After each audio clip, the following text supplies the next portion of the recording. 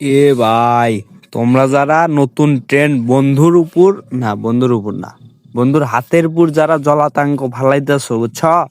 তারা তো বন্ধুত্বের পরিচয় দিতেছো না, তারা দুশ্মনের পরিচয় দিতেছো।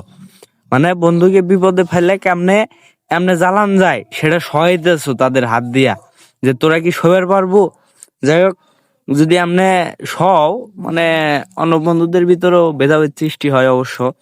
তোমরা এটা আর করো না, আর যদি করো তোমরা হেই লেভেলের বন্ধু বানাই নাও, জীবন সঙ্গী বানাই নাও তাদের। কেননা এরকম ভাবে একজনের হাত পুড়াই মুড়াই ফেলা এটা তো ঠিক না। আর আরেকটা ভিডিও দেখলাম যেটাতে একজনের বউ এই টয়লেটে বসে থেকে আর বউয়ের হাত ধরে টেন্টের উপর মুইতে দিতেছে, টয়লেটে বসে থেকে। এমন ট্রেন্ড, এমন পরিস্থিতি নিয়ে গেছে। তাইলে বোঝো এই বন্ধুত্বের ট্রেন্ডটা কি পরিমাণ বেহায়ার মতো চলতেছে। তো আমার কথা হইতেছে যে এরকম ভাবে বন্ধুত্বের পরিচয় দেওয়ার কোনো মানে হয় না। যদি বন্ধুত্ব থাকতেই হয়, ভালোভাবেই ভালো আছে, শীতের দিন ন্যাপ খাতা মরে দিয়া বন্ধুত্বের মতো কথা কয়, এটাই আনাপ। আর যে মুখগুলা চলে ওটাই আনাপ। এর থেকে আর বেশি কিছু না করাই ভালো।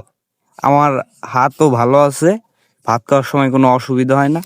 এরকম যারা যারা করছে তারা তো ভাত খাইতেই পারে না, হাত জলে ফোসা পড়ছে, ফুলে গেছে। আর আমারই এলাকার কয়েকজন আছে, দুইজন আছে, বানাইবার চাই ভিডিওটা, বন্ধুত্বের খাতের দেখাইবার চাই। তো আমি বলতেছি কি, ওই রকম খাতের দেখাইবার যা জানি আবার কও না যে ওষুধ কেনা নাকবে, এহরা নাকবে, অহরণে নুন জাল মরিচ মাহাও। এ সময় মনে পড়বো আমার এই কথাগুলা। আর যদি মনে চাই এটা করমু, তাহলে করতে পারো।